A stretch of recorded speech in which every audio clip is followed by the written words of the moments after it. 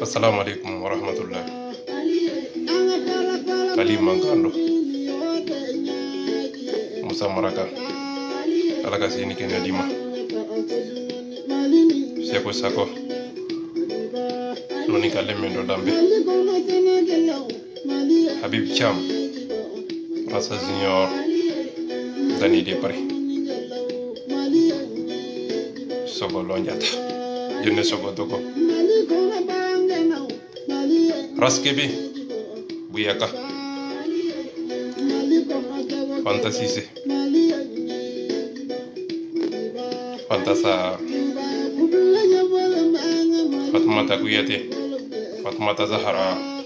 Asmao Bagayago Alakasini Kenadim Asmao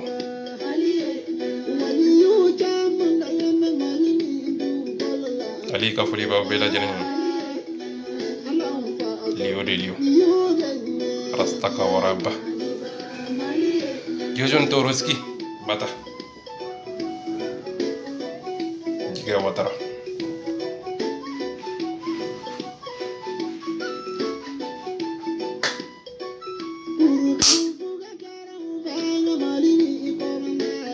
Alakasini Kena Dambela Jelema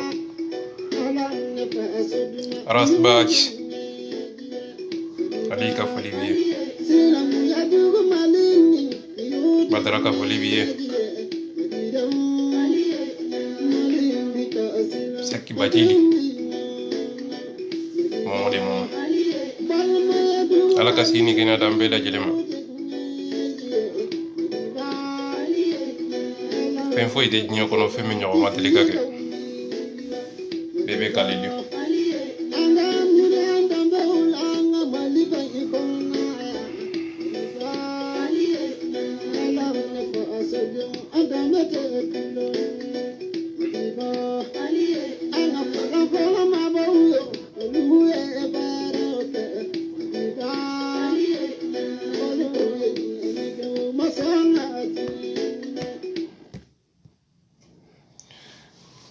Assalamu alaikum.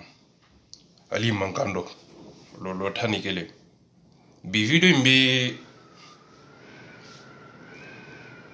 député Mamadou Tunkara.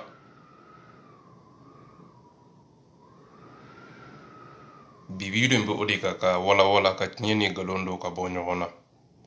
Arasa e grando seke ka kumaka. Ambena hakilna fo ka wala ka tonyoni nafaka alira haramaduna. Ani Ankumada Mohamed Yusuf Bakili ay hakilina munu fo jamana kono no lu beka waliya jamana kono walma nafani tonyo walma akaji kulu la nyini fefembe tonyo mimbe fe ka biselere ka amda be dola ko wala hada madewunye nafani tonyo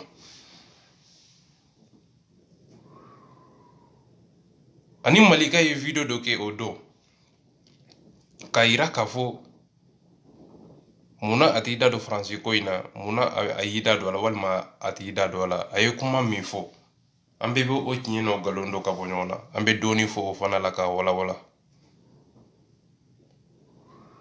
ani ibawan ni sidiki jabate ka kumai moko chama ko kangana kumana wallahi tinye ba wolo nga ni galoni ya bla brief ni yu corona to la akasabebo galonte tike mo sinyana bile horon kede ka mandi mo siye ka kuma kade ngambi kuma pia galonte tike mo sinyana tuni mali jo faso jo sira min kade ye o takamasa ay frama o sena bete bedo ngabe kanu bagade bisiki bi dondo ite saka famu na kadi ya famu o de da kadila amena Mamadou Tunkara ka video indamine no oyoro ya amena sidiki jabate ni iba wani ka dossier na ka wala hada madonye nduzu kasilende be ka kuma nima wala mbe sade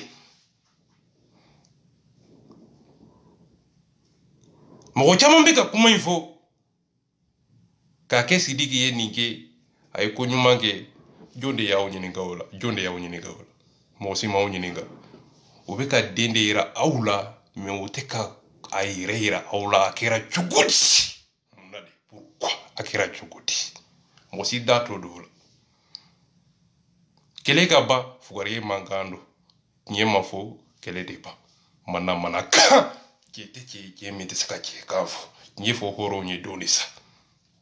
Sidiki ka di n ye Ibawani ka di n ye aw bɛ o yɔrɔ de la ne tɛmɛna a kan tiɲɛ de bɛ fɔ bɛɛ ɲɛna nkalon ni hɔrɔnya fami ko ba ko ayi mɔgɔ si m'aw ɲininka o la mun de kɛra kuma in bɛ yen a tɛmɛna fami ko kan n bɛna Mamadu Tunkara ka hakilina fɔ CDR bɛɛ lajɛlen Arasa ye kuma in fɔ grand dossier sanfɛ n b'aw ma ni Ala ye en tant que député assemblée kɔnɔ a ye propos min tɛ ni Arasa ye kumakan in joué a ka grand dossier sanfɛ walasa a ka dɔn ɲɛmɔgɔ taabolo o ka hakilina ani o ka miirina est ce que o kan ka kɛ nin ye wa a ka kumakan in bɛ wolo mun na jamana kɔnɔ a ka hakilina in kɔrɔ kumakan in bɛ wele kumakan min na a bɛ wolo ko fagali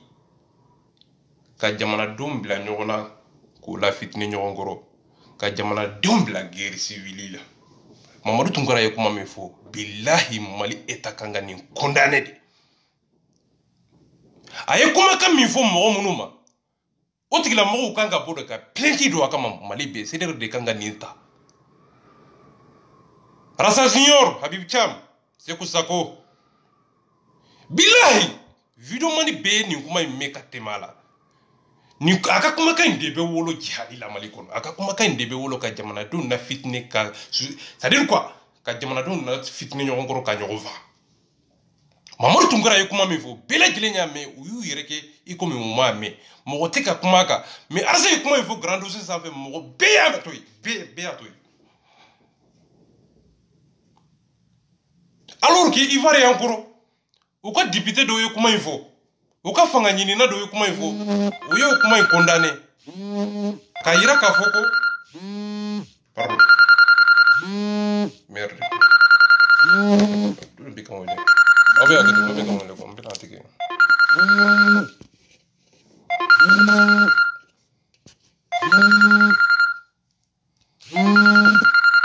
ah merde n ɲɛ t'a ka appel yɛrɛ la c'est pas n b'a tigɛ cogo min na t'a dɔn nin ye den sugu min ye voilà dɔ de bɛ kan wele n dɛsɛra k'a ka appel yɛrɛ ye bon Mamadu Tunkara ye video min kɛ a ye kumakan min tɛ ni jamana kɔnɔ jamana kan ka nin condamné de walima a ka bɔ ka yafa deli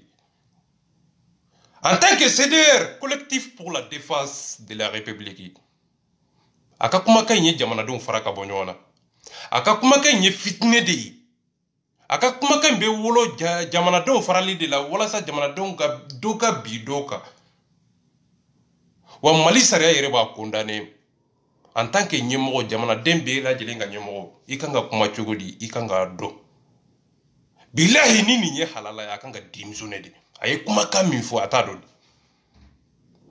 an bɛna Arasa ka kuma lamɛn ani a ka Mamadu Tunkara ka kuma après n b'a expliquer n bɛ tɛmɛ o kan ka na don Malika ka kuma kɔnɔ ani Ibawani ni Sidiki Jabate n bɛ caman fɔ mɔgɔ caman bɛ nɛn minɛ ka bɔ an da la mana ka Sidiki ka d'an ye dɛ Sidiki man d'an ye dɛ ala ka dɔnkili ka di dɛ a ye den sutura dɛ a ye muso sutura dɛ mana ka mana ka nkalon tɛ tigɛ mɔgɔ si ɲɛna tuguni Sidiki ka di n ye dɛ n ka téléphone a ka téléphone bɛ n bolo dɛ bilahi nkalon si mɔgɔ si tɛ nkalon tigɛ a ɲɛna bilen n bɛna Mamadu Tunkara a daminɛ o yɔrɔ la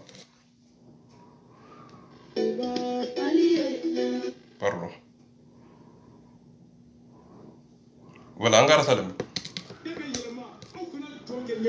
o kɔrɔ jɔn ni ɲɛmɔgɔya man kan Mali kɔnɔ voici les députés de RPM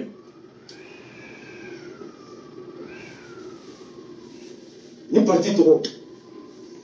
C'est ça l'esprit de la démocratie. C'est ça l'esprit de la République. C'est ça l'égalité. C'est ça. LPM, Bakary Treta, Babel Gano, Abdoulaye, Isaac Silibé, Rama, Issa Guido, un parti esclavagiste. LPM est un parti de la promotion de l'esclavage. Ja! Manasa, organisation des droits de l'homme, Mbemi. Anikele. Mohamed Tungura, il n'a pas dit qu'on a fait Alaïka qui est Tungara. Il faut mouiller Joy, on a fait Alaïka qui est Tungara. Et il faut Alaïka qui bangue Malilawa. Il faut mouiller Joy, on a fait Alaïka qui bangue Malilawa. Moumé et Oussani, oye. Moumé Haketi et Makateme Oka. Moumé et Yamarien Jamana Yemoyala. Moumé Oje Jamana Yemoyala. Au nom de quoi toi tu as droit à diriger le pays? Au nom de quoi celui que tu qualifies d'esclave n'a pas droit à être responsable de ce pays? Voici l'idéologie de RPM. L'esclavage, la discrimination, l'illégalité, l'arbitraire. Et c'est ça qu'au rassemblement. Un rassemblement correct. Kanga Franyonga. Pour qui? Comme pour le Mali. Et qu'on voit qu'on a Fara Djonga. Et qu'un parti toi Kanga Franyonga. Djonga Franyonga. Rassemblement de Horo. O bela jeli nye batika kuma me. Mamadou Tungara kanga ni kuma ifono kaso de kono. Billahi! Mamadou Tungara kanga ni kuma plenti de kanga do Mamadou Tungara kama. Ni plenti teseka do kama aka démissionner. Na démissionner na abeta jabi. Walma abe ya fadili. Wallahi! Ni ke jamana serele billahi abe démissionner. Aye kuma kam il faut. Ko horon gana ta vote jonye. Ale dunko abena sigi Mali bede kama. Aye shia ko kuma ke ka wolo Mali ke. Ni nunu kira modo yi ukanga munke sisa. Mumirna be jigu kungulo kono. Jamana yu bila ko fe. Abe fo jamana togo de la sabla abe jamana nyemoko ya de la. Mali justice be mi. Aouye banjugu mine. Kwa ye terroriste defa akanga mine. Wa niye kuma mi fo. Ni fona be wolo terroriste u ka tabolo de la. Mamadou Tungara ye kuma mi fo abe wolo terroriste de la ka hada made na fitne ka dire defa. Mami ni ya bla defali sira ka abi dire defa. Aye propos mi ke. Jamana nyuma nyemoko nyuma ote ninfo walma ate fendo na kira ni fefe adabe to molan kolonde la awele jele nyame asa kuma ifo grand rose sanfe Mali eta maboka kuma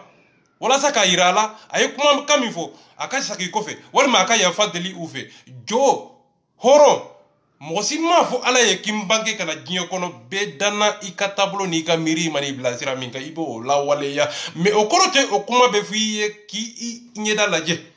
Mamadou Tungara ye kuma in fɔ ka propos in kɛ I n'a fɔ ɲɛmɔgɔ ɲini yɔrɔ o kuma in fɔ yɔrɔ tɛ o yɔrɔ ye a fɔ tuma tɛ a fɔ kun tɛ wa jɔn a y'u bila pɛtɛrɛ dɔ kɔnɔ a y'u bila jahanama de kɔnɔ a y'u lanɔgɔ de k'u kɛ esclavage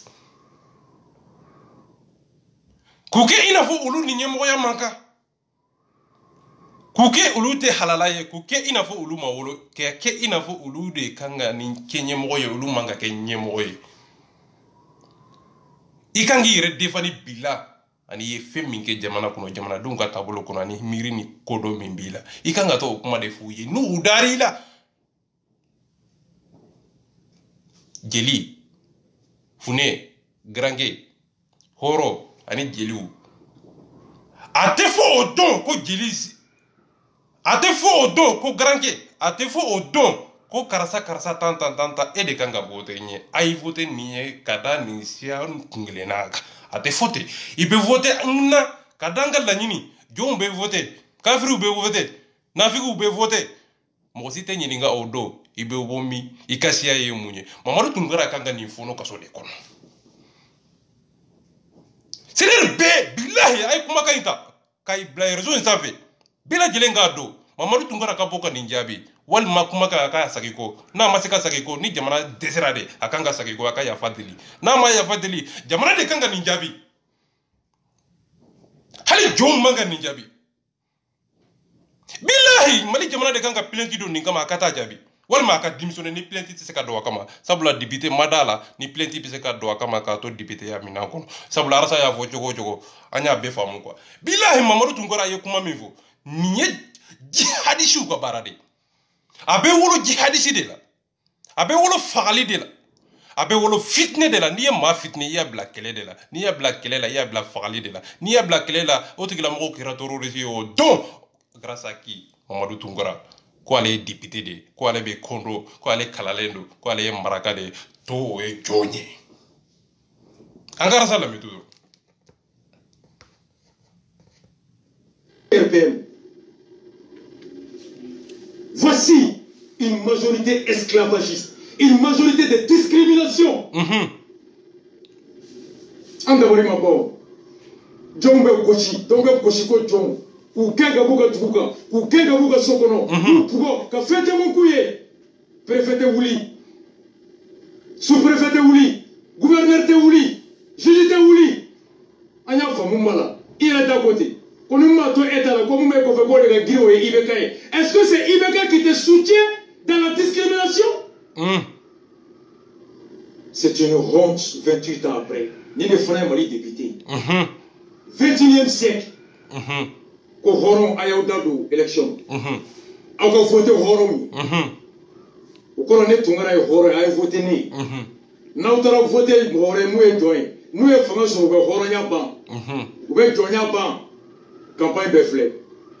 Quand façon donc fraye et que député. N'est que député et deux mecs kalana. Et Moussome Barala et dans les mêmes Mogoya. Il comme joint au Beka Kushi, au Dembeke, il comme Horoy, au Fanabeka Kushi, au Dembeka Gay. Et à ton Konoya. Voici la campagne, le slogan de campagne du RPM. La discrimination, l'esclavage, la promotion de l'esclavage. Ça, c'est 28 ans après l'indépendance. Après la démocratie, je veux dire. Mackenzie, on souffle la musique en même. Spécial, Alou Badra Diallo et Oumar Mariko. Ça, c'est la partie de l'apothéose. Mariko. Mamadou Tunkara est comment me voit. Amène au fara là. Mackenzie. Attends. Oui, abé méré. Yonka donga pas c'est kana ngala. Mamadou Tunkara fana yo mi fo amba la me. Na kanga fo walma na manga afo. Avant Fanam Pau Nyakoroy, aye Moufoy, Akala. Mais vraiment, on parce que j'ai le tubenache. Avant donc, n'est pas mais à quoi faire? Alors, non, nous sommes pour les beaux mais n'est pas la forme. Mais n'est pas la même faille. Donc, ni agneau au niveau sous soigné, bon, c'est à main. Mais là, vous avez un paquet. Avec un lien de famille, parce que vous avez la relation talent. Il y a des taux de plus, donc il y a des choses comme ça. Mais là, il faut aller dans la il y a des choses comme ça. Vous tenez le casser. Parce que vous parlez de faible revenu pour faire. Donc, on a ma table, la wadi, ne sais pas où tout comme ça. Donc, on dit à la yoga, il y a d'ama. Bon, alors, plutôt, ça m'a fait trop. Ni cinéma ni John Kanyamo kon tiara posula aya lauda wallahi billahi uba loi de avec yaba donc aya jini aka hot Aw bela jile nyame Mamadou Tunkara de ni fo Mali Keneka 21e siècle kata do. C'est comme avec Haramadou Kala, Johnny Nyemoya Manka. C'est comme ça dit quoi? Député Katabolo, Akakumakambe Haramadou Kala de Ekoliso de député Kakumakanye Ekoliso de Bekanga Ladamuni Hakilini Mirita ou de Tabolok. Malikon, en tant que responsable. Nin dona Jamanadon Kungolo Kono Ube Mundeki. Mote tablé. Kuika haklina ika horonya mobe tade kuye joni mo be ta de kada ka ki horonye me hal ni asori be se sunni de la ibe ta dro ka foko yi nyemo ye dro yi horonye me jon o tabule ta kede o la nyini te kede me kasro démocratie reste ki kunye de ko siya woloma kana ke tabulo kana laje inyeda kana laje iboro kana laje ika haklina ni ka kodo démocratie re famba be yo de kon ale ni mbeto e atese ka aka haklina di kaka laɲini di kaka taabolo di kaka mirina di a bɛ se ka jamana joni fɛn min ye k'a sɔrɔ a ye baara minnu kɛ k'a to députéya kɔnɔ a ye baara minnu jumɛn de kɛ a ma t'o expliquer dɛ tellement que o dɛsɛ o miirintanya o hakilintanya o mɔgɔlankolonya o galo o dɛsɛ a tɛ se k'o expliquer mɔgɔw ye dɛ ko a ye vote ɲɛ ne ye hɔrɔn de ye jɔnw a kana vote olu ɲɛ olu ye jɔn de ye sabula ala ye olu da jɔnya de kama. Ailleurs il faut Mali État c'est des porte-parole c'est des présidents député fait Mali kono Mali assemblée kono président fait bi yere kalama billahi ke kanga ni fono de kaso awe haketo ni ke mbega se ta do ni harama de jumi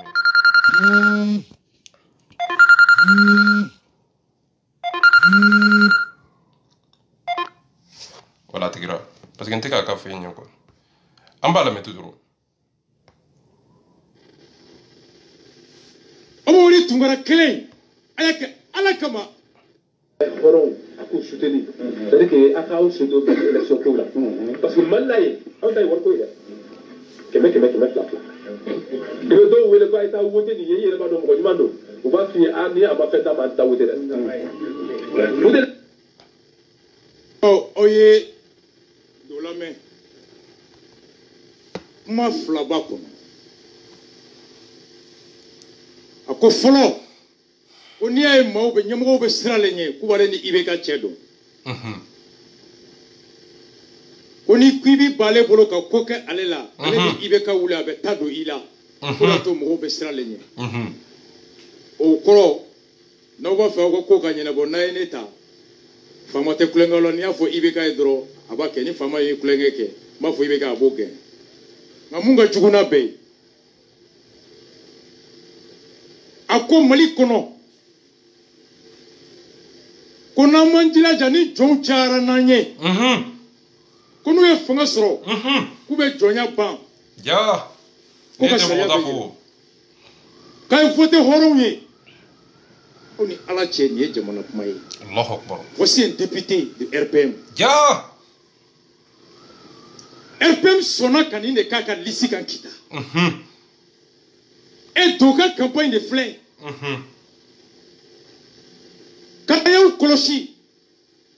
n'aw ma voté hɔrɔnw ye ni jɔnw ye fanga sɔrɔ don o don segin a yɔrɔ ka mɔgɔw kan mɛn sa nin ka jugu n'a bɛɛ ye a y'a lamɛn dɛ ni de to wɛrɛ bɛ yen t'o dɔn dɛ mais Ibrahima kɔni ta kɔni kɔnɔ parce que diɲɛ de tun bɛ n'a cɛ a b'a dɔn ne ɲɛna mɔgɔ t'a dɔgɔya mais a kɔfɛ ayiwa kuma min bɛ se ka fɔ kɔni i b'o fɔ mais ne kɔni ɲɛna o tɛ se ka fɔ mais ne yɛrɛ kan ka min fɔ i b'o fɔ a ye voilà donc ni an ye o ɲɛmɔgɔ sugu sɔrɔ an ye bon a bɛ se ka kɛ a man ɲi mais n'a bɛ ka ne kɔni ta kɛ a bɛ ka n'i y'a ye faamaw bɛ siran ne ɲɛ parce que bɛɛ ne a bɛ a ka évaluation kalama n'i y'a ye députés bɛ kule donc ɲɛ tɛ sɔrɔ ko ma mais n'a fɔra ne ye ni ne da donna la ɲɛ bɛ sɔrɔ ko ma o tɛ ne yɛrɛ ka fanga ye dɛ o tɛ ne yɛrɛ ka se ye parce que u b'a dɔn fɛn dɔ de bɛ ne kɔfɛ donc n'a ma dabila a dabila waati ne bɛ se k'o mago sa donc ni Ala y'o garijɛgɛ d'an ma bon a b'aw hakili to o la faama mana kɛ cogo o cogo ni sini ma sini ni jɔn min ka ɲɛmɔgɔ kɔni cayara poste la a y'a bila aw kunna walayi bilayi u b'a lu a bɛ yɛlɛma donc a y'a jigi a ka hɔrɔnw a k'u soutenir c'est-à-dire que a k'aw sen don élection ko la parce que Mali la ye aw ta ye wari ko ye dɛ kɛmɛ fila Makenzi a bɛ hakɛ to dɛ ko ni dɔ de bɛ ka wele jɔnw cayara jamana ɲɛmɔgɔya la don o don k'u bɛ sariya bɛɛ yɛlɛma ko a y'aw sen don élection na aw ka voté hɔrɔnw ye voici un député de l'Assemblée nationale qui est garant de l'égalité de tous les Maliens devant le droit et devant la loi. Allahu Akbar. Qui doit veiller au respect de l'unicité du peuple malien. Ja. Et qui fait la différence entre les Maliens. Allahu Akbar. Jamana député de Flay. Moutarako Kéléa Bassi. Kéléa la Kana. Malien bébé Fala, bébé Bala. Tony Kélé ne m'a pas go, Haka Kélé ne m'a payé. La Fanganina, Kélé. Quand il faut voter Akana voter Joye. Joye. Voici les slogans. RPM candidat de Flay. Sigatala. Allahu Akbar. Aw bela jere nyame mais c'est dire kanga munke arsa manga ni fo mozi fo société civile ka fendo de ke Mali kono ka député do mine ka do koso kono jako yani fi billahi c'est dire kanga manifester ni kama aye propos min kendi ka condamné akabuka ya fadeli o yande se leyi nama dese anga lebu ni be ka ye ka foko jondo mo lan kolo député est ce que akanga ni kuma info en tant que responsable halala de mami mba yere kalama ibi miri doni billahi siner bila jelenga ngabo kan ni manifestation ga e propos min teni ka ira ka foko anga misali ta jamana to ko sa o te jamana to la de wa société civile de kanga fendo ira jamana na me jamana te se ka fendo ke société civile fana place ira en tant que nami afoko amandinye mami te se ka afoko amandinye ebe sa jonyana masini jonya manka jonte o te se ka foi ke jonde nyako mami mbe jonde nyaka fo o tigila mo te se ka foi ke ni jonde nyakante au ni alache ni alasate Mali kono be kuma me ka tema ka ni asa kelende kuma inta hey badara saja rasbach arasa ni kete kelenye arasa kana tofo obe edema atofo obe edema ni atofo ni ma tofo abi senjo ikilika katemina senfulai kana tofo abe tofo ni ma tofo na fo abi senjo ikilika rasta dugo kolo do ibe takama safe katla ka sakika takatla kana jiga dinge kono rasta amena yoro jume tuguni betimo ironika meno pasi freme malika e video doke meno o jabi Francisco kelena mako be yoro ni dola ni makute malika la ka jabi mi yoro ni dobe c'est très important. Hetcheni malo ya tuguni. Hetcheni le ibuye de. Mamunu bora kora sa e français de. Malika yo kuma dofo. Amena jabi bela jinen soro kono malika ye jonyi. Arsa ye jonyi. Hakilna mimbe malika la de. O hakilna kilende be arsa la. Wallahi tellement ka sirana libunye. Asirana hada madon danye. Asirana ka nyefo asirana aka jekulu moye ale ka jekulu mo be ka bo ku hakilna fo ka galon tige ka dara sala ka galon tige ma nyeba ni bela de ko ale ta do ko ni mo ya ale nyini ga ale te se ka nyefo moye ko ale ba do ka fo ko ale ta donde ko ale ba do ko prevuta ale bolo ja rastafora azama ni di fo Mali kono Malika fami pura karasa la kusi jonde pura ka Malika jabi ay video manu laje baskoma seku tungara ba fanja on bin senjo kika e manime ki ba koro langolo jolembe réseau sans fait daba tira mana ka fona sunguru ba diya ka fola mawmari alay Malika ni kuma ifo seku tungara yame baskoma yame bende sarbo yame Soutanu nay Abdou Nyangi yame mo be Francisco kele la obe yame Malika ya ira ka fo ko prévu de tout bol ako kadaka ale ma prévuye arsa man ni kuma inde fo ko ale ma prévuye o ko sal ko da kuma mi fo prévu table e massa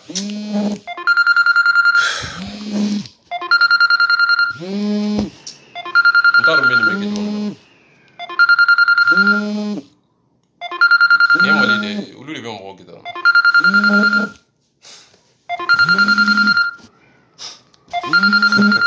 avec un mot les droits ciao de ça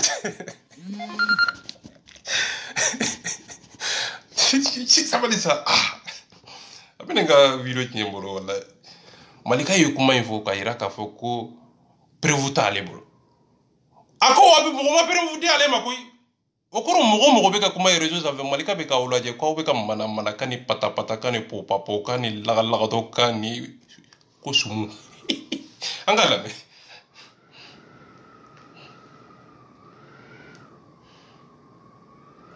an bɛna yɔrɔ jumɛn malika ye propos min kɛ ka a yira a kɔrɔ ye mun ye arasa bɛ ka min fɔ o de ye wulibali ye mais a tɛ se k'a ka tiɲɛ d'a ma dɛ a b'i da di walasa mɔgɔw ka lebu sabula ale yɛrɛ bɛ siran lebu ɲɛ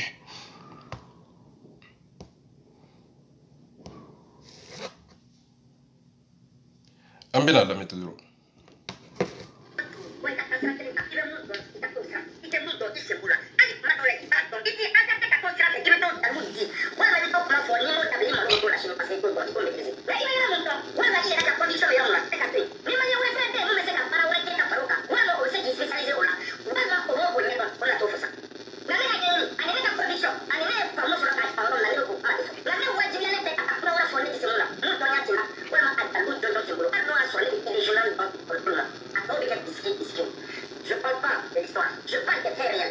voilà, à cause je parle pas d'histoire. Au cours où histoire de fois ni bi tiɲɛ tɛ kelen ye.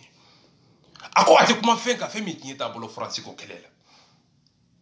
O tuma na o ma tiɲɛ d'a ma de wa. O tuma na o ma prévu d'a ma de wa. O tuma na o y'a ɲininka de. A ko ale t'a dɔn. A t'a maîtriser. A tɛ don fɛn na fɛn min ni a dalilu t'a bolo. O kɔrɔ dalilu ma d'a ma. O kɔrɔ Arasa ye kuma min fɔ wulibali don. Badara Sadia. A ko ale ti do ko la komi na Adam manga do la ale be mɔgɔ to ye i k'i ka kɛlɛ kɛ i ka taabolo kɔnɔ o mɔgɔ kelen ninnu de ma bɔ ko Arasi Baki a taara fara Diko kan dɛ a taara fara Mayi kan dɛ a taara fara karamɔgɔ kan dɛ o mɔgɔ kelenw de ma kɛ Bafanjaw daba den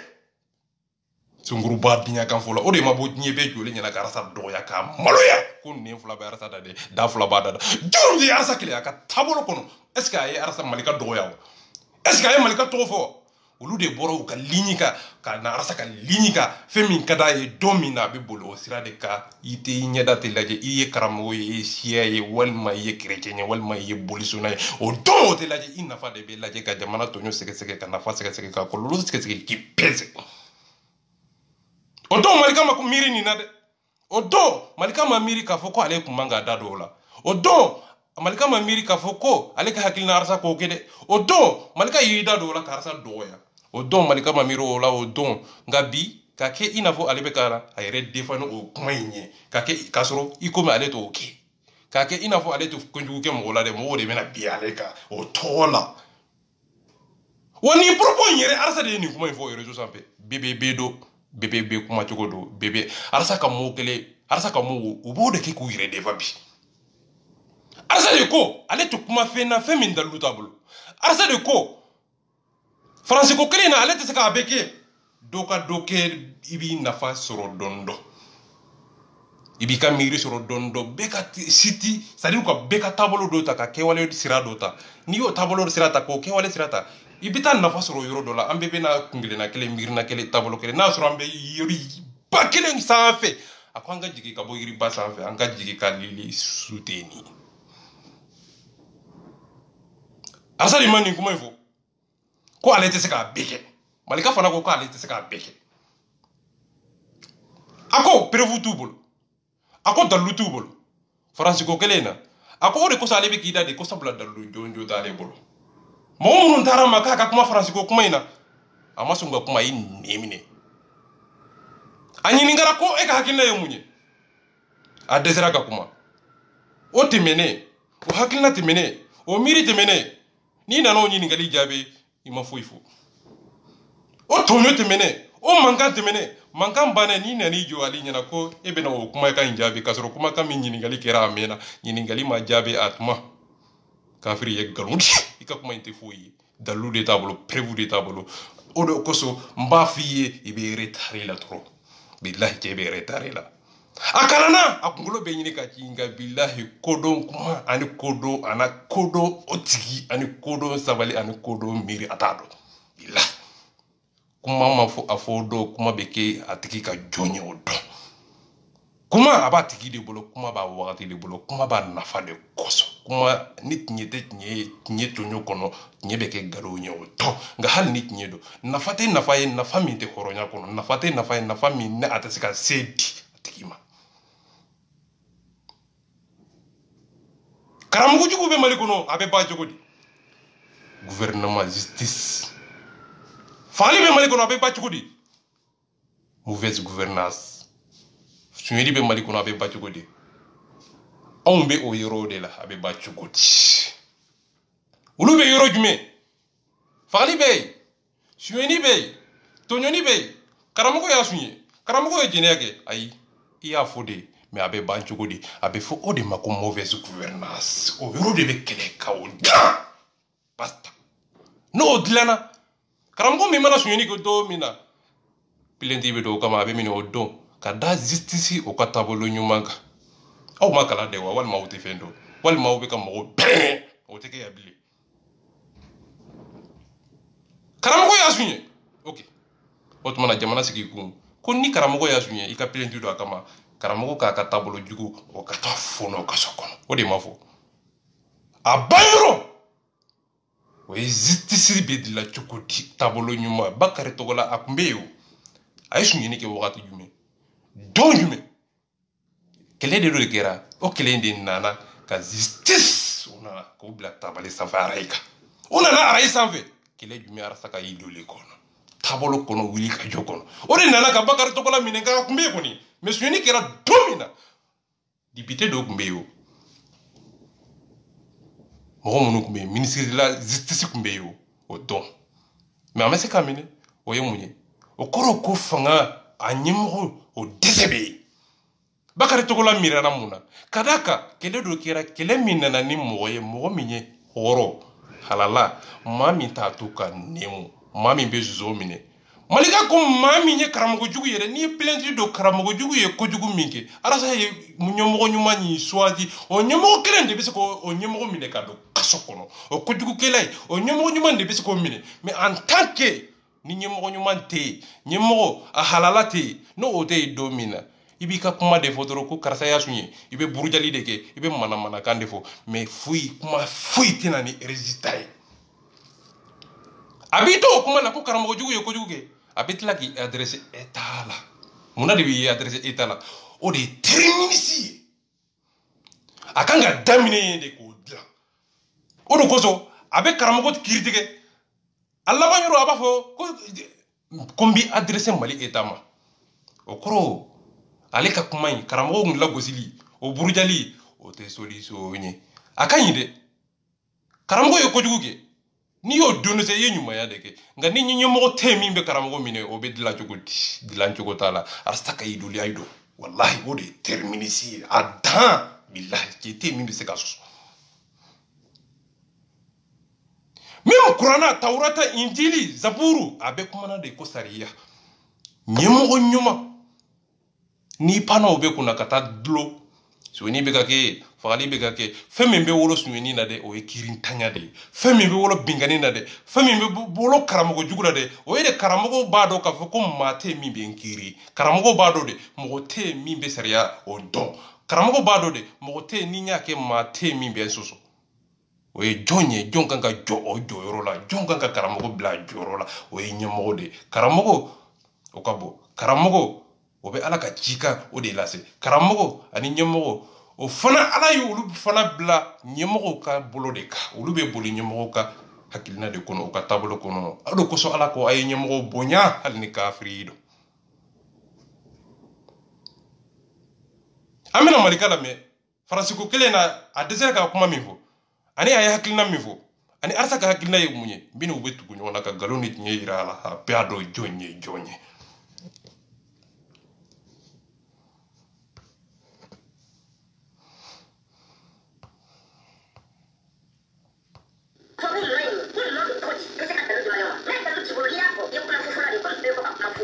voilà uma malika jabi ni nat c'est tungara manime ben de cerveau manime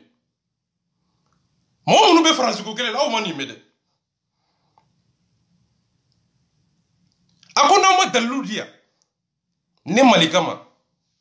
ako i bena jo réseau sanfɛ de dɔrɔn kana kɛ kuma fu ye o kɔrɔ ye mun ye olu bɛ ka kuma fɛn fɛn fɔ ja u bɛ mana kan de la Malika ma solution foyi sɔrɔ u ka kuma kɔnɔ o kɔrɔ ye mun ye ja arasa fana ma solution dɔ de sɔrɔ u taara arasa ɲininka arasa ko a ye na ni prévu ye ja Malika b'a dɔn arasa bɛ ka tiɲɛ de fɔ nka b'i da a ka mɔgɔw bɛ ka dɔgɔya nkalon kan est ce que o fana ye hɔrɔnya ye halaladenya kɛnɛ kan hɔrɔndenya kɛnɛ kan halaladenya kɛnɛ kan i ka hakilina i ɲininkara de ko i ka taabolo ye mun ye en tant que responsable ko ale t'a dɔn ko ale t'a maîtriser est ce que o don wa n b'a maîtriser n t'a maîtriser o tɛ ko ye ko mun na fagali min bɛ ka kɛ i hakilina ye mun ye en tant que ɲɛmɔgɔ e min t'a dɔn i ka jamana bɛ ka diriger cogo min na e tɔgɔ maa min en tant que hɔrɔn halala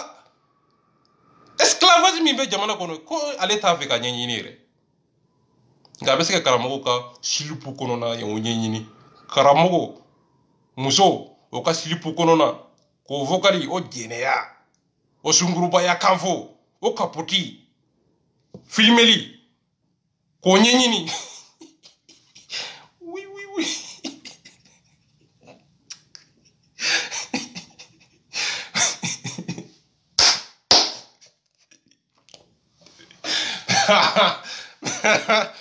mon petit billahi hakilila ne den de ye kana danga kala dɛ billahi takabakolo la bi saba klima ka jigi on ni ala cɛ doni kan doni sara kuma ana hɔrɔnya fo a b'a yɛrɛ kɛ i n'a fɔ a bɛ ka tiɲɛ de fɔ bi sama an bɛ sigi hakili kɔnɔ n bɛ sigi dusukolo la ka nkalon sama ka tiɲɛ sama ka na hɔrɔndenya kɔnɔ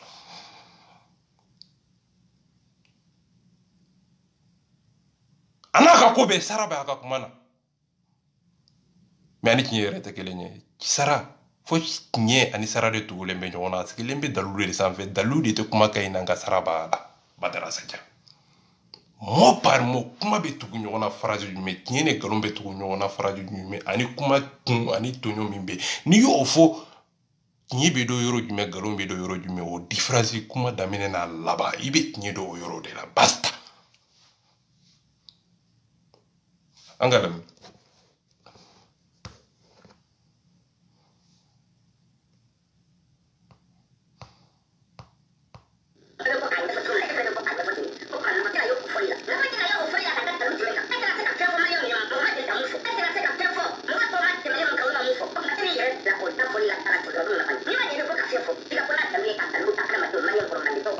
Voilà. Merci, Malika.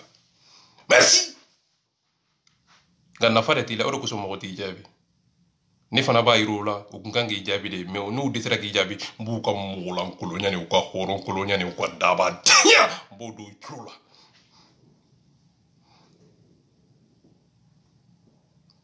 a ko n'i ma ɲɛ i bɛ kuma i bɛ na ni prévu de ye o kɔrɔ de ye ko prévu de t'u bolo o kɔrɔ de ye a ma dalilu sɔrɔ u bolo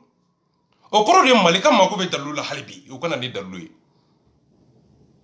Segu Tunkara i ka dalilu bɛ min Malika ko Basi Kuma i ka dalilu bɛ min Malika ko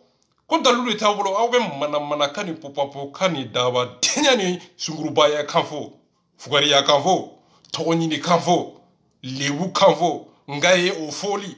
nga jabe ye o fɔli a ko aw b'o de la n'o tɛ prévu foyi t'aw bolo a ko histoire a bɛ k'o de fɔ k'o dulon bi kɛlɛ la ani tiɲɛ yɛrɛ tɛ kelen ye Malika man kan don bɛ tɛmɛ o yɔrɔ kan bɛ tɛmɛ o kan n bɛna Sidiki ni Ibawa nin ka yɔrɔ la mɔgɔ caman bɛ ka yɛrɛ kɛ i n'a fɔ ko Sidiki ka di n ye Ibawa nin ka di n ye mɔgɔ si m'aw ɲininka o la o tɛ tiɲɛ ye o fana tɛ tiɲɛ ye o tɛ tiɲɛ ɲini de ye o ye de ka hadamadenw bɛrɛnɛ ka nkalon bila birifini jukɔrɔ ali kɔma n'i y'a bila birifini jukɔrɔ n'a tolila kasa bɛ bɔ nkalon tɛ hɔrɔn danbɛ tiɲɛ de bɛ fɔ piya a bɛ faamu wulibali don ali mankan dɔ n bɛna kuma in k'a la Idrisi ka kuma in k'a la Sidiki ka kumaw ani muso ka kumaw Ibawa nin ka kumaw n b'u tugu ɲɔgɔn na k'u bɛze k'u bila tabali sanfɛ k'u bila hakili kɔnɔ dain bena femi ko billahi ni wuli bali de ala kan faga be sidiki fe nte sidiki fe ni ebe o kono ite sika ali famu i hakili dail mbeka kuma ni dusukolo de mbeka kuma ni hakili de adali mbe dalu sanfe date kuma sidiki ba jabate ibawan nene manka min kɛra toɲo min kɛra a daminɛ cogo di a kɛra cogo di nene ye mun kɛ mɔgɔ si tɛ mɔgɔ la mɔgɔ si tɛ mɔgɔ la o bɛ se ka muso o den ka sin k'o kɛ dalu ye ka ibawani de la k'o bila hadamadenw ni ibawani ni tiɲɛ ni ɲɔgɔn cɛ basta galonfi bilahi galonfi o ye den o sara o kanu o hinɛ o min bɛ den na den ye nin de ye den ye kanu ye den ye hadamaden bɛɛ o de kosɔn n ko ala ɲɛda o ye denmisɛnnin ɲɛda o ye den de bila ibawani ka tiɲɛ ni hadamadenw hakili ni ɲɔgɔn cɛ ko o kɛ barazi ye ibawani ka tiɲɛ ni hadamadenw hakili ni ɲɔgɔn cɛ bilahi hali man kan dɔ lolo 11 a ka di ye a man di ye o bɛ ye de ma b'a fɔ piɲɛ kite min bɛ se ka sɔsɔ walima i bɛ nɛminɛ walima i bɛ n jaabi nkalon tɛ hɔrɔn danbɛ ye n ye fɔ sa hali n'a bɛ yɛrɛ kun kan ayi kana dabiri n'i y'a dabiri n b'a da yɛlɛ walahi sidiki jabate nene ye mun fɔ a ko ale bɔra ka n'a yɛrɛ de defa i b'a fɔ nin n'a ka mɔgɔw bɛ ka fɛn min fɔ ale ma a nana a ko kuma kɔnɔ a ye sidiki de defa kuma kɔnɔ ale ye o fɛn min kɛ a m'o fɔ a gɛnna k'u minɛ a m'o fɔ a nana mun fɔ ko sidiki ye ale loze a nana mun fɔ a ko sidiki ta ale yɔrɔ dɔn a bɔ hakili to nin yɔrɔ ninnu na a ko sidiki ye mɔgɔ ɲuman de ye a ko ibawani n'a ka mɔgɔw si t'ale fɛ a bɛ hakili to nin yɔrɔ ninnu na n bɛna a bɛ walawala mɔ par mɔ nkalon tɛ tigɛ mɔgɔ si ɲɛna tuguni i b'i ka du kɔnɔ n'i bɔra i ka du kɔnɔ n'i nana faden kɛnɛ kan faden kuma bɛ fɔ i ye n ko sidiki fana ye mun fɔ idirisi nana ka kuma minnu fɔ ko sidiki y'o kuma minnu fɔ n bɛna u bɛ tugu ɲɔgɔn na n bɛ nkalon ni tiɲɛ dɔw ka yira aw la bilahi mɔ par mɔ sidiki ba jabate ale ye wori joli di a y'a loze yɔrɔ jumɛn sidiki kumana mun kan hali man kan don muso bɛ ka kuma mun kan den sidiki bɛ ka kuma mun kan den sidiki ka mɔgɔw bɛ ka kuma yɔrɔ jumɛn de kan den mɔgɔ bɛ ka sidiki defa u bɛ ka kuma mun kan den ye mun kɛ o tuma na denko dɔ wa o tuma na donko kelen de wa o tuma na muso in gɛnna denko kelen de la wa o tuma na i b'a wani ko a t'a den fɛ dɛ wa o tuma na mun kɛra o tuma na o b'a fɛ ka den de bila olu ni i b'a wani ni ɲɔgɔn cɛ olu ka kɛ tiɲɛ kɔnɔ k'a sɔrɔ den o tɔgɔ la mɔgɔw bɛ ɲina tiɲɛ yɛrɛ kɔ a kun ko a daminɛ yɔrɔ mun kɛra mɔgɔw bɛ ɲina olu bɛ den de ye sidiki ye mun kɛ muso ye mun kɛ mɔgɔw bɛ ɲina ko sidiki ye mun kɛ muso ye mun kɛ mɔgɔw bɛ den de ye i b'a wani ma taa den lajɛ i b'a wani y'a den fili a ma ko taa den na muso ka ɲi muso ko a k'an wele sidiki ko a m'an wele o kuma na bilahi i b'a dɔn yɔrɔ jumɛn muso ko sidiki t'ale yɔrɔ dɔn mɔgɔ min taara bila hôtel kɔnɔ o t'a yɔrɔ dɔn o kɔrɔ ye mun ye n kalila masala n'i ma muso dogo u ye muso dogo i b'a wani la de nin de ye wulibali ye sidiki min bɛ muso ka wari sara 700 quelque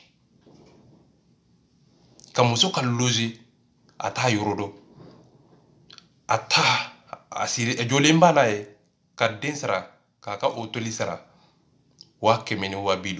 250 a t'o yɔrɔ dɔn san kelen a bɛ kosara a ye joli di muso ma o ma fɔ a y'o kɛ ten Sidiki tɛ muso yɔrɔ dɔn o kɔrɔ de ye ko ale ni Sidiki tɛ ɲɔgɔn fɛ ko o yira aw la k'a yira k'a fɔ ko aw kana da aw kunkolo kɔnɔ ko ni Sidiki tɛ ɲɔgɔn fɛ dɛ o tɔgɔ la pour que a ka ɲinɛ o yɔrɔnin kɔ pour que a ka ɲinɛ k'a fɔ ko Sidiki de kɛra sababu ye k'ale bɔ Ibawani ka furu la furu sanna Sidiki ka du kɔnɔ de est-ce que Sidiki y'a ɲɛɲini ka dilan o Sidiki ba Jabate ko a ko muso Ibawani a ko Ibawani ka numéro t'ale bolo ale y'a supprimer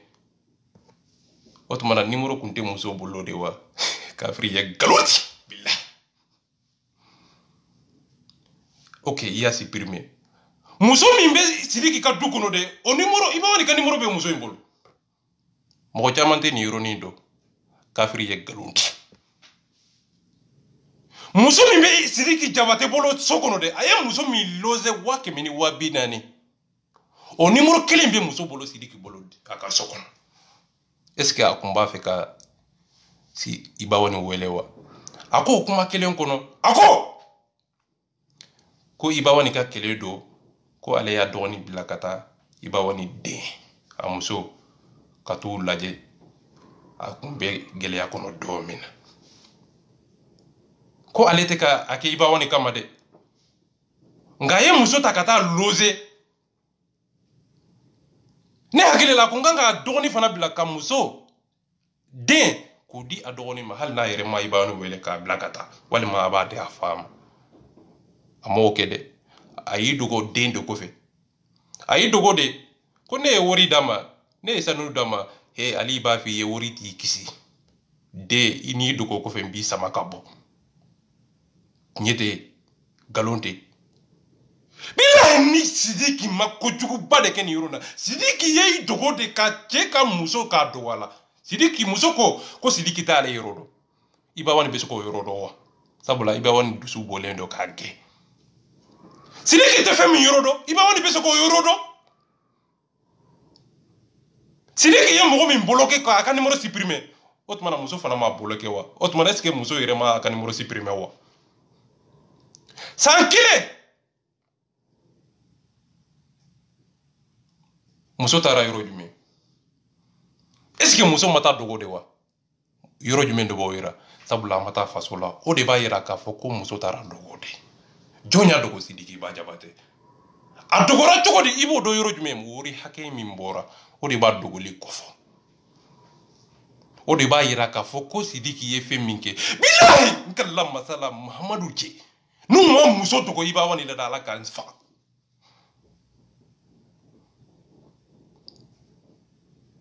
walima n'o tɛ Sidiki de ye furusa nkalon tɛ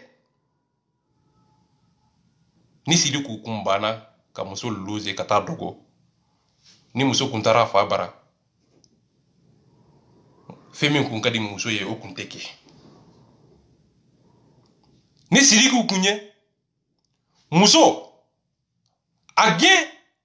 walima ka muso minɛ n'a tɛgɛ ye ka taa Ibawani kaso kɔnɔ k'a da kari ka don Ibawani ka Sidiki gosi a tulo la diɲɛ bɛ k'a dɔn k'a fɔ ko Ibawani tɛ maa ɲɛnama ye o don Sidiki Jabate ka hɔrɔnya bɛ d'a ma aw bɛ ka tiɲɛ de ɲini n'aw ye tiɲɛ sɔrɔ Ala ka nin minɛ Ibawani baw ni tiɲɛ tɛ Ibawani ka ɲɛ ma ɲi mɔgɔ si ma anw ɲininka o la a ye dolo sa ka d'a ma jɔn de y'aw ɲininka o la o kuma don wa nkalon kafiri ye nkalon fi o tɛ dɛ Sidiki ye muso lose munna ka sɔrɔ a man ka fɛn min lose kuranna kɔnɔ Tawurati kɔnɔ Linjili kɔnɔ a taara muso bila yɔrɔ la yɔrɔ min ni muso bɛ se ka kojugu kɛ o yɔrɔ la ani cɛ tɛ ɲɔgɔn kan muso ko ale kelen kun dɔn a kelen muso kelen n'o ye fɛn min kɛ o bɛ bali mɔgɔ la wa ne m'a fɔ a ye kojugu kɛ dɛ ne m'a fɔ a ye jɛnɛya kɛ dɛ nka san kelen cɛ t'a muso yɔrɔ dɔn Sidiki yɛrɛ ko ale t'a yɔrɔ dɔn a ye mun kɛ o kɔrɔ Sidiki yɛrɛ t'a dɔn a ye fɛn min kɛ yɛrɛ nka Sidiki b'a ka wari sara jɔn de kun bɛ taa wari d'a ma o tigi o tɔgɔ a kun bɛ yɔrɔ jumɛn Sidiki bora ka kuma muso bora ka kuma o bora ka kuma muna de o minena faden to no kuma mine faden to la o kunte bo ka kuma sabula Sidiki bora ani muso be ɲɔgɔn kalama o bora ka video ke ko ke image ye ka den bila aw ni tiɲɛ ni ɲɔgɔn cɛ tiɲɛ tɛ se ka dɔn galon tɛ se ka dɔn muso de bɛ yira hadamadenw na hadamadenw tɛ se ka tiɲɛ ye bilen muna de Ibawani nene Sidiki Jabate muso ye mun kɛ a ko Ibawani t'ale yɔrɔ dɔn Sidiki Jabate t'ale yɔrɔ dɔn a ko Sidiki Jabate t'ale yɔrɔ dɔn Ibawani bɛ se k'o yɔrɔ dɔn wa Sidiki min b'a loze 100 ni 240 k'o loze hôtel ba la wari o hôtel ba de b'a yira k'a fɔ ko Sidiki Jabate ye muso dogo de nga u nana ka bɔ ka kuma wagati jumɛn i bɛ galon fana sɔrɔ o yɔrɔ de la mun na de sabula pasi dɔ ye u ye k'u malo k'u yira diɲɛ na maliyɛn bɛɛ lajɛlen na k'a fɔ ko Sidiki Jabate bɛ k'a ka muso loze o maloya o libu o miritanya n t'a dɔn n b'i yɛrɛ defa cogo min na an ka muso sigi ka kamaramani wele nade an ye muso dɛmɛ o muso a kun ka di n ye o Ibawani a ma sɔn k'an ka telefɔni ta o n kun ye telefɔni tigɛ a la Ibawani a t'a den fɛ a t'a den wele a ma ne wele e taar'i dogo ko a ma n wele ka t'i dogo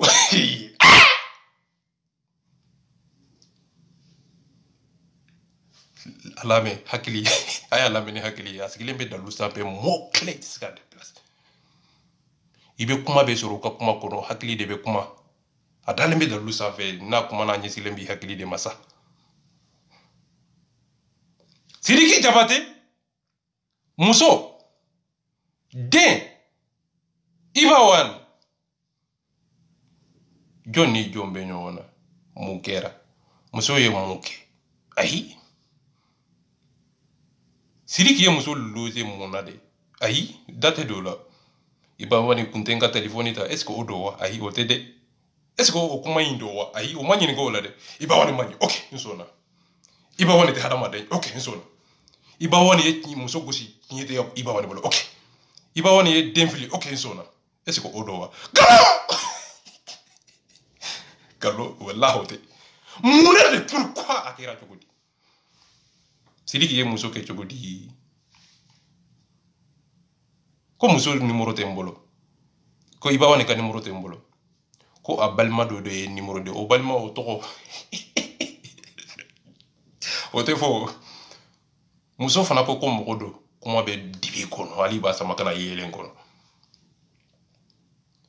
Sidiki Jabate ko muso ka numéro ta Ibawani ka numéro t'a bolo o tuma na muso ka numéro Ibawani ka numéro tɛ muso bolo de wa Sidiki y'o ɲininkali kɛ wa Sidiki mago t'a la ka muso ɲininka k'a fɔ ko numéro b'i bolo Sidiki mago t'a la k'a fɔ ko n bɛ Ibawani wele o Sidiki ye muso ta dɔrɔn ka taa bila hôtel kɔnɔ i ye mun kɛ i bɔra mun na Sidiki m'o ɲininkali kɛ o ni Sidiki kun y'o ɲininkali kɛ a hakili kun b'a so ko ta Ibawani fana ɲininka hali na i n'a bɛ kɛlɛ la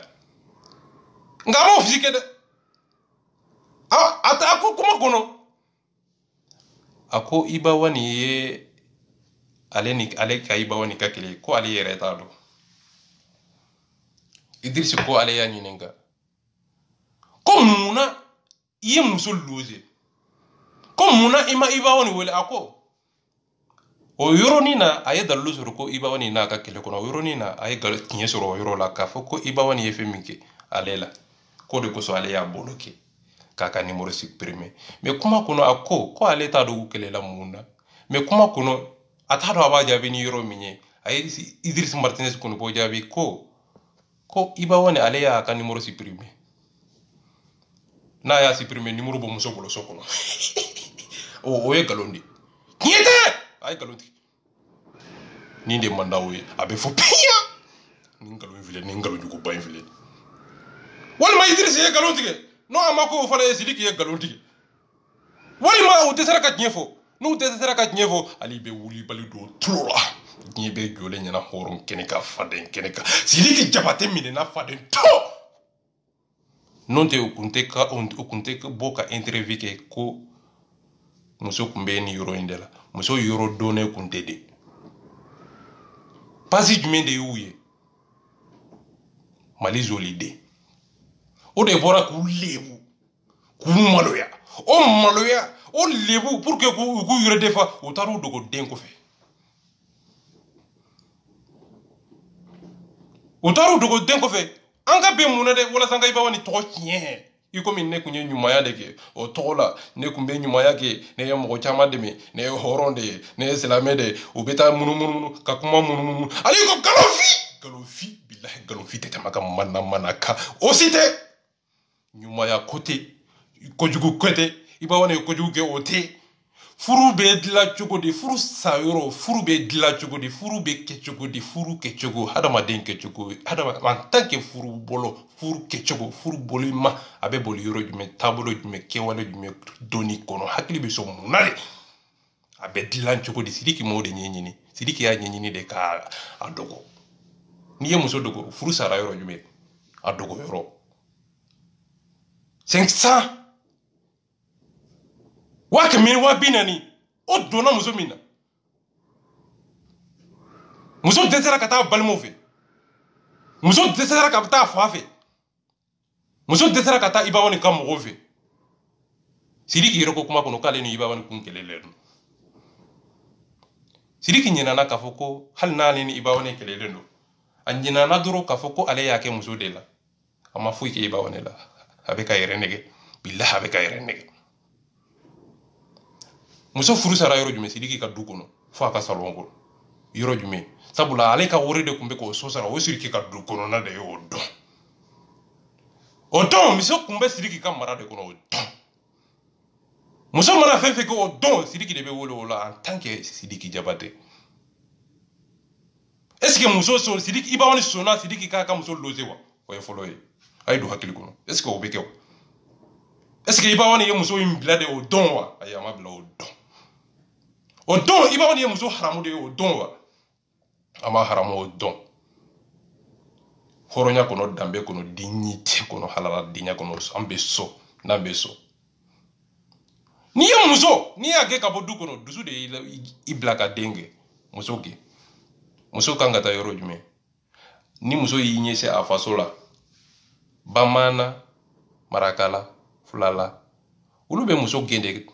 bɔ n ka du kɔnɔ furu bɛ sa yiri min jukɔrɔ bamaana o yiri bɛ kɛ tɔmɔ ye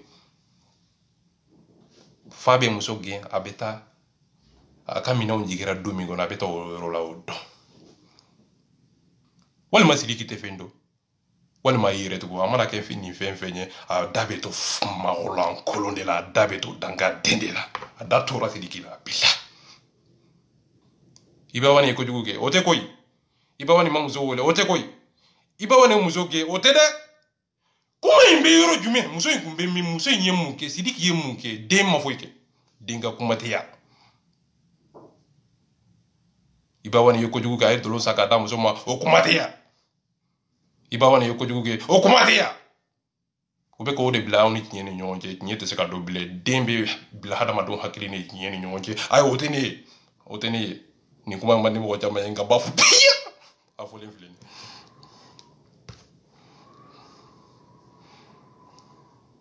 an bɛna caman tɔrɔ kɔnɔ après n bɛna video bila o yɔrɔ la an ka se Sidiki Jabate ka kuma lamɛn a ye kuma minnu fɔ Idrisi Kolonpo nafiki min taara ɲɛɲini kana lamɛn a ko ne ma ko ale ni Iba ko o live video kun b'u cɛ n'a denkɛ kɛnɛ fɔlɔ kɛra cɛ ye a b'a tɔgɔ d'ale la tellement que u tun bɛnnen alors ne ko a ma n ko mais tiɲɛ yɛrɛ la an filɛ nin don min na i ko bi mun de ye e ni Iba ka kɛlɛ yɛrɛ kun ye i bɛ se k'o ɲɛfɔ anw ɲɛna wa parce que c'est ça qui intéresse les Maliens en fait mun bɛ anw intéressé bi o ye di Iba ani Sidiki wagati jumɛn kɛlɛ donn'u ni ɲɔgɔn cɛ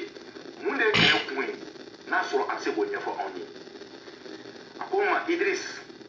tiɲɛ de ka di Ala ye ni ne k'i ma ko n bɛna kɛlɛ in kun ɲɛf'i ɲɛna bi n bɛna nkalon de tigɛ a ko a t'a dɔn a tɛ kɛlɛ in kun dɔn aw hakili to nin yɔrɔ in na wallahi billahi ne Sidiki filɛ nin yɔrɔ min na bi ne tɛ kɛlɛ in kun dɔn mo Sidiki moi a ko wallahi te kan futi la a ko ma me ka mun fiye o tani me ka tani fina ne te kelen kundo mo bon iba wan dun a ko ko bon ye iba wan yere ni ngabi ko mun de ini sidiki ka kelen kun ko c'est très difficile iba wan ka se ka si ka fina ko ni de ni sidiki ka kelen kun mo tiena aw ban kelen ni mala mana kelen aw yere te kelen kundo a ko vraiment ale te kelen kundo mais c'est normal ni sans soro la ka delwa soro cher la nya ku o ba hakili to yoro mina est-ce que mankambe ibawani ni sidiki be nyona est-ce que odo wa o fanate aw hakili to fanana ila a bebe ti gele mais on tumbe fe ka kele kundo mais kele kun yere tiena sidiki ko ne makale tando o temene ko fe ka boy no o be haketo doni parce que kele lo ka interview question nous sommes temena sebeni alors no anya me ka fo ko ikele lo ka iba wan muso la do no e nene wo o de na ni polémique c'est ça qui a choqué en réalité les Maliens comment se fait-il que ebe iba wan muso ta o la do iba wan to kalama mo me na fere ngali nke elaw nene yere contacter to ko di follow iba wan ta kalama ayo hakili to la manya me nene ko allez sidiki contacter allez gagner 3h du matin au bon nous masser un follow parce que ni sidiki ka version de meka munta o manyo de fo on yana de en jugement na sidiki ne kuma mun fo me ko de fo o hakilima o ne hakilima ambe sidiki la me follow parce que te fait vidéo nga jenya ko tu donc na sera ka iba wan soro na fene ka version di odo na ma ka version di vidéo na tala an yere ka hakilina e munye ambe sidiki ambe no fene fo malion donc akonema o nene geni o nene temena ale terke do de donc o terke de ale woli ka fanyena o nene koko o terke ndo o te fo awi fo ka du ko lo melege angata na soro ko obisika jongo soro donc ligne directe o era mateme ale nene nyoje nene est passé par un de ses amis pour le jeune ne ko ma bon problème ta nene mateme nefe atemena terke de fe o de koroyo ko mbayira awla mbaw negeni yoro jumende mbaw negeni o e plan do tracele o de plan bele baye wala sa o ka do ka foko ale ka numero kunte nene bolo galo fi atarantere ke do de fe o de ka mo berne mais era bolo haklina la est-ce que e communiquer akaiwa ako ale bolo ay communiquer akai ngoto goti akonema ko ka mo muso ata kalama ko ka to o loze ko dogo ko kanyi shiriki de of ko e ale bolo ko ale te fendo de ko ale bolo ka ko jogo ke o de nyuma ya odo ona so ale tumbe faka mal de kes iba wana ina fo mo ya fo to gomna ko ale kumbe nene tadi ta bitaro ta bizu ko la ka pen ko la ka bla réseaux sociaux ça fait ko ale na ale kumba fe kam malike halibi ama akono ama malike de kam malike kani jotuguni ka she a shentige ka bolotige kana nyen ka tuguni ko eske nyam malike wa sidiki yo de kesis kam sudu ka dendo kusara ibawani ta kalama fu mo sita kalama bali ma sita kalama ka dese ka wole ka dese ka siama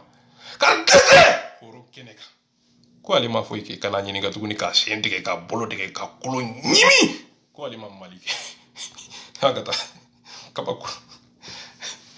odo billahi no de pour que malion kai ka fokali iba wan muso minala ko me kale ma ke o kama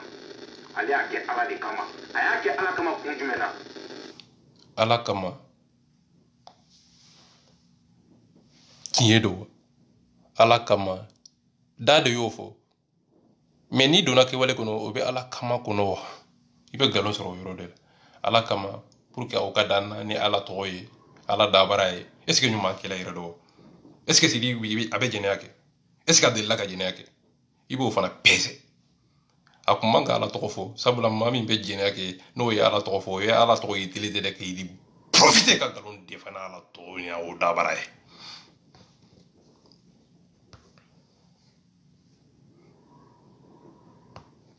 mena dun sisan ko fana ɲɛfɔ aw ɲɛna parce que an kɛlen do ka a walawala dɔɔnin quoi a ko ne ma ko Idriss n bɛna fɛn dɔ f'i ɲɛna bi n ma deli ka mun fɔ diɲɛ jɔn si ye fɔlɔ n ko o ye jumɛn n terikɛ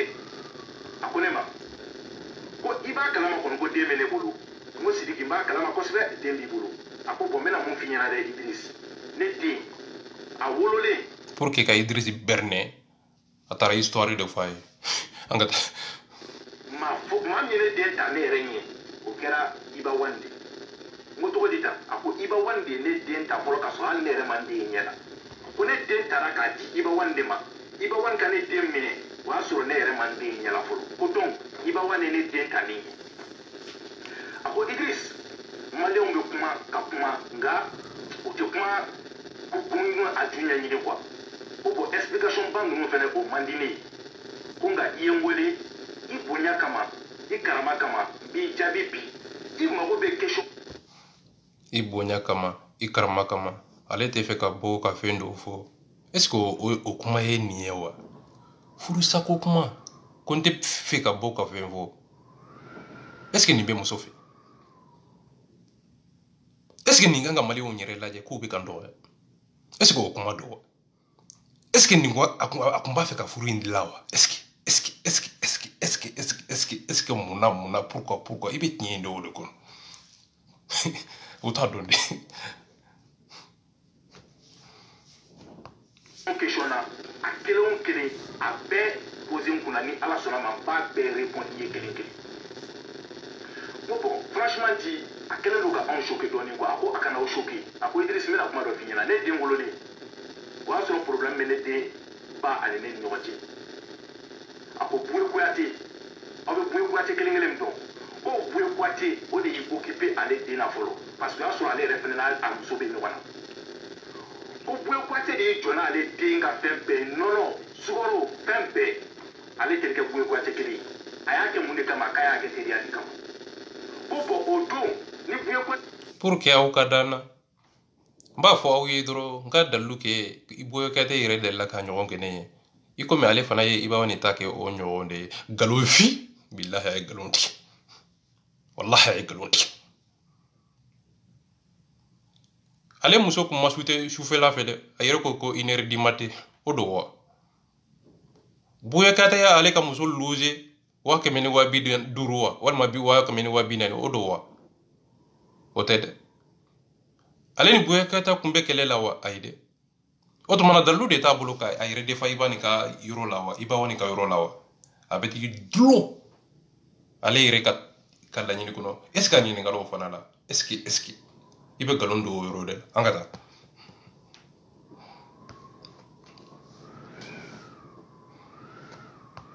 kun b'i jɔ n'o ye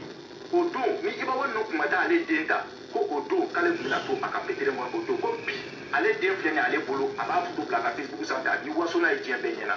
ko mais o don et pourtant problème tun bɛ yen nɔ ko tɛ tiɲɛ ya donc bon ne tɛ tiɲɛ ni nkalon ko ɲini na ne b'i ka version de nɔfɛ k'a fɔ maliyɛnw ɲɛna ka Iba ka version lamɛn k'a fɔ maliyɛnw ɲɛna an bɛ sɔrɔ ka na sisan k'a décortiquer a ko ne ma ko ne yɛrɛ kelen k'ale wele ko imagine den de bɛ Iba bolo ko den mun ni Iba kun ye promesse ta ale ye k'o tɔgɔ kun kan ka da ale la a ko a wagati effectivement o y'a sɔrɔ ale ni Iba bɛ kɛlɛ la ko mais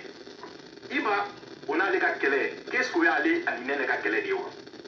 ne yɛrɛ ko a ma o yɔrɔ la n k'o ye tiɲɛ ko parce que ɲɛ Idriss o tɛ tiɲɛ ye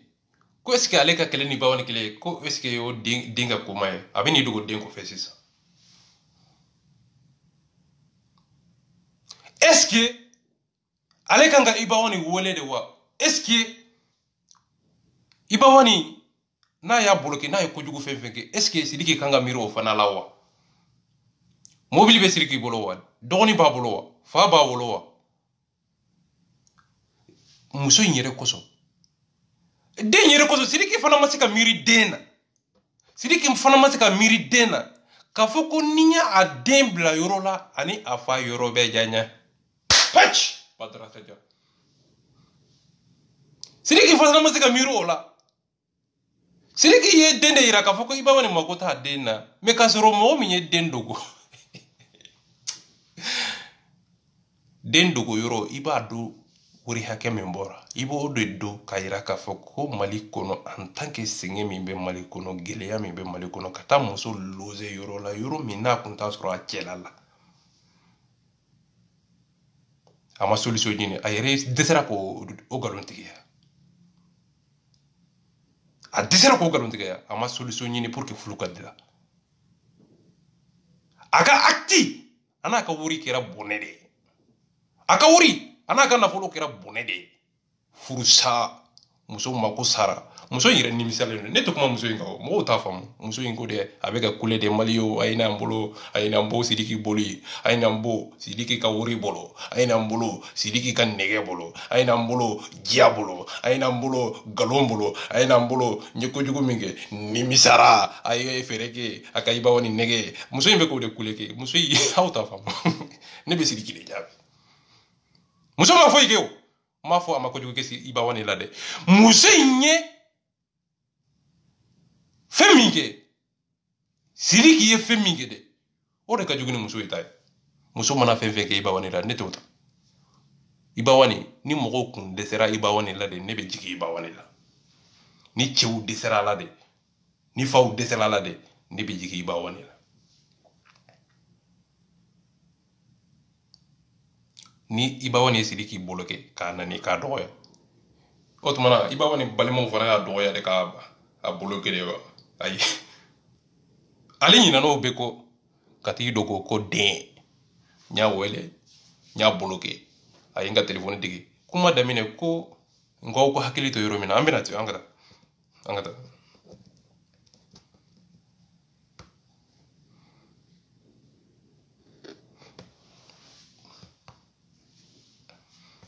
merde ila na ɲɛ tɛ ɲɛ fana a ko ne ma ko fana ko donc c'est pour te dire que iba ni nɛnɛ ka kɛlɛ o ye iba ni nɛnɛ ka kɛlɛ de mais ni nɛnɛ ni ɲɛji nana seli sidiki ma ko dayɔrɔ tɛ n bolo bi siyɔrɔ tɛ n bolo bi n bɛ fɛ i ka ɲɛ ma ala ani kira kama i ka n dɛmɛ parce que n tɛ fɛ ka taga se n ka mɔgɔw ma ko est ce que ale bɛ se ka est ce que dɛmɛ ko wagati dɔw wa o fana tɛ est ce que muso in bɛ gɛlɛya dɔ de kɔnɔ wa ayi est ce que siyɔrɔ dɔ de tɛ muso in bolo ayi o si tɛ i bɛ tiɲɛ dɔ yɔrɔ jumɛn a bɛ k'a yɛrɛ defani nin kuma ninnu de ye wa nin tɛ se tɛ nin ye wa nin kuma in fɔ yɔrɔ tɛ nin ye yɛrɛ kuma b'a fɔ yɔrɔ bolo kuma b'a tigi bolo kuma b'a dɔn bolo n'an kun bɛ n b'i ɲininka n bɛ nin kun bɛ mun na mun kɛra nin su dugu ka mɔgɔ min bɛ taa mɔgɔw ka muso kun bɛ su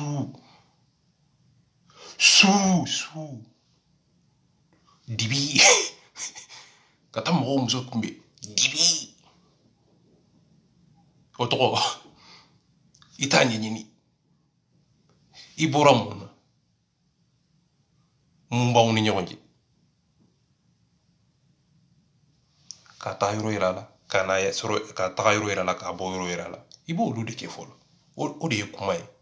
ni Sidiki Jabate ni Idrisi y'a ɲininka a kun kan ka ninnu de fɔ a ye n ye fɛɛrɛ min kɛ pour que furu ka dilan n ye fɛɛrɛ min kɛ walasa muso ka don n ye dalilu min kɛ a sinna k'a ka dalilu kɛ ko est ce que ni muso bɛ tɔɲɔ kɔnɔ tɔɲɔ de b'a la wa a ye nkalon tigɛ wariko de b'a la wa a ye nkalon tigɛ siyɔrɔkotanya de b'a la wa a ye nkalon tigɛ den bɛ tɔɲɔ de kɔnɔ wa a ye nkalon tigɛ ale yɛrɛ ko a ye wari caman di muso ma k'a loger ale yɛrɛ ko ani Ibawani bɛɛ balima ne hakili la n'a Sidiki ye fɛn min kɛ Ibawani ye Ibawani dɔ y'o kɛ n'a y'a sɔrɔ ni balimaya ye ɲɛ tiɲɛ ye muso in kun bɛ kɔngɔ kɔnɔ wa ayi Sidiki yɛrɛ ko a kun tɛ kɔngɔ kɔnɔ den kun bɛ kɔngɔ kɔnɔ wa ayi Sidiki ko ale ni Ibawani ye kelen ye ni Sidiki ye fɛn min kɛ Ibawani dɔ y'o kɛ n'a y'a sɔrɔ o balima ye o tɔgɔ la n'o ye tiɲɛ ye nkalon fi bilahi nkalon di an ka taa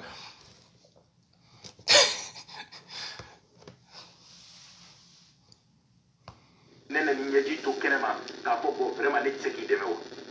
k'ale bɛ mun kɛ o ye ka nɛnɛ ladon fɔlɔ solution o bɛ sɔrɔ ka ɲini kɔfɛ ko mais pour le moment ale tɛ miiri nɛnɛ yɛrɛ la dɛ den fitinin bɛ nɛnɛ bolo kɛnɛ ma bi den Sidiki ye den muso in fana b'i dogo den an ka taa mɔgɔ minnu bɛ k'a de fɔ u bɛɛ bɛ den de kɔfɛ an ka taa den ale bɛ miiri o de la parce que sinikɛnɛ ale ni Iba bɛ se ka segin ɲɔgɔn ma tuguni bi Iba bɛ se k'a miiri dimi nka sini Iba bɛ se k'ale remercier o ko la ne ko n ko bon n ko effectivement n k'o fana ye tiɲɛ ye n ko mais tiɲɛ yɛrɛ la n ko Idriss m'a convaincu. On m'a convaincu. Abo tiɲɛ don billahi cɛ in bɛ tiɲɛ don mais cɛ in ka jugu ni Ebola Idriss. Pourquoi a kuma ma fɔ pour tout récemment parce que an y'a ye Mali jolidenw de y'a publié. Voilà. I kɛlen don ka Iba muso ladon a bɛ tan to mais pour. I bɛ tiɲɛ caman dɔn o yɔrɔ de la. O ye vidéo in kɛ kun jumɛn de la? O yɔrɔ de la u libura de, u maloyara de. O de kosɔn k'u minɛna faden tɔ. O de kosɔn vidéo in kɛra k'u yɛrɛ jɛya ani tiɲɛ yɛrɛ tɛ kelen ye. Den o de ye a bɛ fɔ o de ma ko dɔgɔli. Nyaki ala de kama o tɔgɔ la I bɛ galon sɔrɔ o bɛɛ de kɔnɔ. Muso in kun bɛ sɛgɛn de kɔnɔ a tun bɛ tɔɲɔ de kɔnɔ nya dɛmɛ ala de kama I bɛ galon sɔrɔ o yɛrɛ o de kɔnɔ. A si fɔ kun tɛ o yɔrɔ la an ka taa. Mako bɛ yɔrɔ min na n bɛ vidéo jɔ a jɔna kɔnɔ. Quoi a ma fɛngɛ quoi a ko ne ma Idriss tiɲɛ yɛrɛ la n y'a ladon. Ne ye so min ta nɛnɛ ye a so a bɛ ka sara 700 000 de o tɛ manamana wari ye dɛ. 700 000. Mali fonctionnaire yɛrɛ bɛ ka sara fɔlɔ 200 300 000 ninnu 100 000 ninnu 700 000 wa 140 minnu tɛ français mɛn. Han? Ko so in tun bɛ ka sara o de la. Allahu akbar. Pour que ka nɛnɛ n'a den bila damu bɛɛ la. Nka ale m'a dabɔ k'a fɔ k'a b'u loger badabada dɛ a y'a dabɔ de janni wagati ka kɛ u ka segin ɲɔgɔn ma. Ne ko a ma n ko mɛ o. Ne yɛrɛ nalen e ka so. Jo. Ni kuma ninnu bɛ ɲɔgɔn ta wa? Ko ale y'a loger yanni wagati ni cɛ. O wagati san kelen furu sara o kɔnɔ Sidiki ma bɔ ka kuma fo Mali zolijɛ ye u minɛ faden tɔ la o bɔra ka kuma. U minɛnen ka cɛ o muso o dogo u y'a dogo de o don cɛ t'a fɔ ne b'a fɔ o don u y'a dogo de bilahi. Iba wani y'a gɛn o ye tiɲɛ de mais muso in taara ben walima Sidiki ni Iba muso bɛnna kan ka fɛɛrɛ tigɛ fɛɛrɛ min b'a to muso bɛ kojugu kɛ Iba wani la olu bɛ kɛ a minɛ yɔrɔ ye olu bɛ kɛ a lafasabaga ye olu bɛ kɛ a ladɔnbaga ye olu bɛ kɛ maa ɲuman y'a kɔrɔ ka sin k'i ɲɛsin Sidiki de ma ten foyi tɛ kɛ ten a kɛra don kun de kama muso in ye mun de kɛ Iba wani la ka muso gɛn o tuma na a kun delila k'a gɛn o waati la wa munna a y'o gɛn o waati o tuma na a tun bɛ gɛn wagati tuma caman u yɛrɛ ko a tun b'a gɛn o tuma caman a tun bɛ taa Sidiki de fɛ wa ayi a taara o yɔrɔ fɛ a gɛnna waati o waati a furu ma sa o don nka a taara Sidiki de fɛ I bɛ galon caman sɔrɔ o yɔrɔ de la o de kosɔn n b'a fɔ k'u ye muso in dogo de mais o minɛnen faden tɔ la sisan pour que n k'i yɛrɛ jɛya an ka bɛn fɛn dɔ la dɛ Iba wani ma taa den dogo Iba wani a den a y'a gɛn su dugu ma se Iba wani a ye dolo sa a y'a d'a den ma o tɛ galon wallahi ni galon de tɛ est ce que o yɛrɛ ye kelen kun ye o tɛ an ka u lamɛn tugun na hadamadenw bɛrɛ ni ye n tɔɔrɔ cogo min na ala de b'a dɔn ni m'a fɔ n bɛ sa de. A loger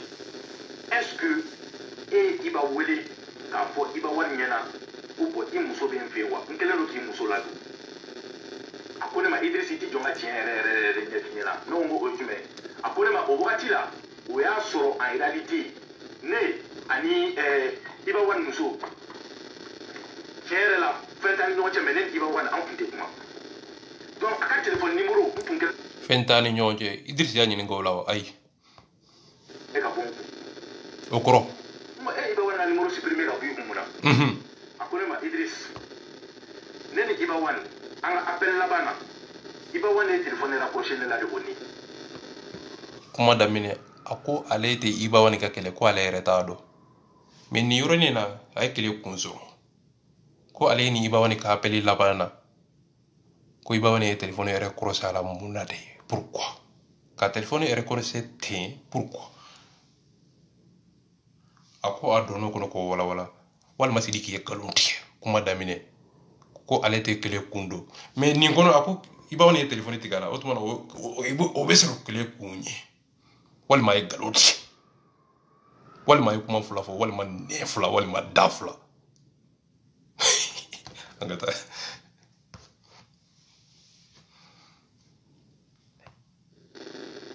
Mona, a ko vraiment ko o histoire ka jan quoi. Mais ay histoire nya fanya nte faka nda do la parce que conversation qu'on a là. Ma do temela ni on tie ko lu bet mana poli kama réseaux sociaux sans faire quoi. Bon. Kera la na téléphone ti la amonye. A ko bon tusu ayen kenye parce que tusu le bene fene kono. Est-ce que kuma yere do wa? Kundusu yin kenye nya ka téléphone tike nya ka téléphone supprimer. Muso mi be so kono de iba wani ka numéro bobolo. Est-ce que tu m'as fait qu'il y a un numéro 0? Aïe, on est égal. Il y a un numéro 0. Il y a un numéro 0. Est-ce que tu m'as fait qu'il y a